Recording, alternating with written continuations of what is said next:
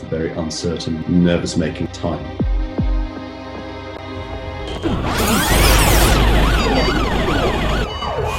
The city is enduring a different kind of storm. This one invisible, but no less crippling nor vicious. The number of cases continues to rise. All over the world, we're seeing the devastating impact of this invisible killer. The World Health Organization has now confirmed coronavirus is a pandemic. At this time, we need you to stay at home. So it's vital to slow the spread of the disease.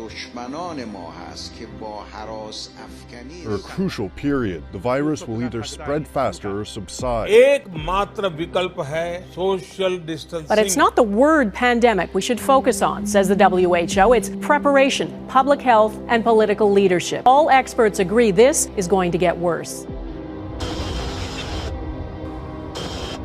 We're asking everyone to work at home, postpone unnecessary travel. The Prime Minister has ordered all businesses to shut down. Sospese tutti gli eventi nei cinema. The global film industry is facing billions of dollars in losses. Theaters close and films are postponed. Hollywood had its worst weekend at the box office in 2 decades. Restrictions on production have hit Hollywood hard, leaving many workers unemployed or forced to work from home. And there's no quarantine-friendly version of making a film. Film industry, TV industry, post-production is probably going to be the least affected because of just the way it works, thanks to technology. It's practical in the sense that I'm in the process of writing it and doing small tests, so that is something that I can do from home. Like, it's not ideal because it's distracting, but at the moment it's almost peaceful. BFI, Channel 4, all of that sort of just stopped their funding process. As a result of that, I just had to sort of put everything on hold. I was working on a short film in New York City.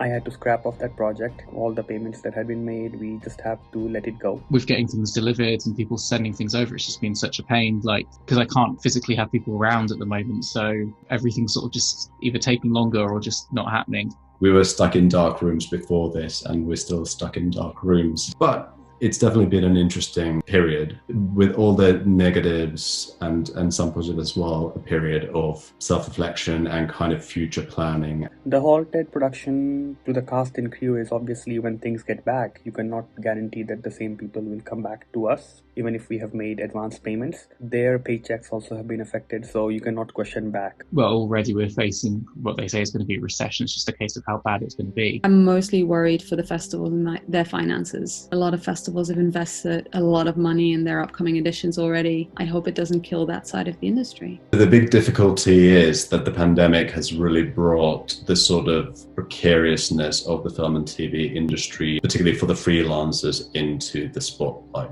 I'm quite fortunate because I've got like a part-time job that I can fall back on.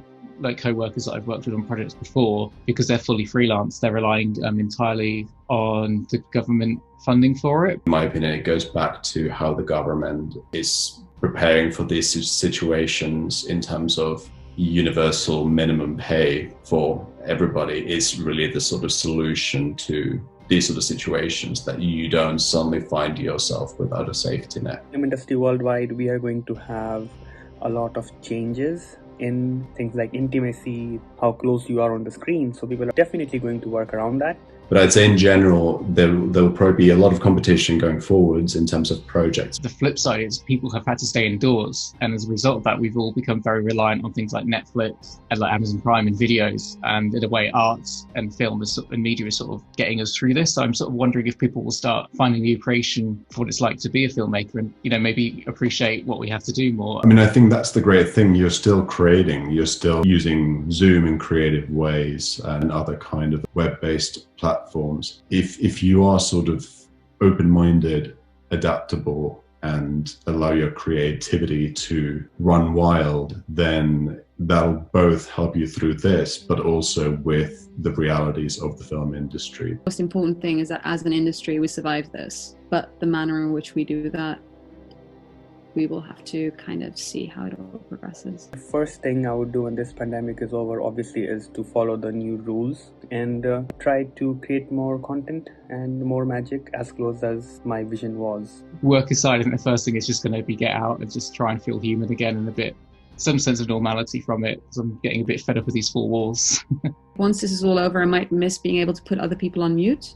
I want the mess of actual people and the actual responses and the honesty that lies in human to human contact when there's not a screen involved. Filmmaking TV series is a team effort, so if you lose one part of the process, then it collapses. So that's going to be the interesting situation, like how will this impact the industry for the next few years, and therefore how it's going to impact what's available for people to watch.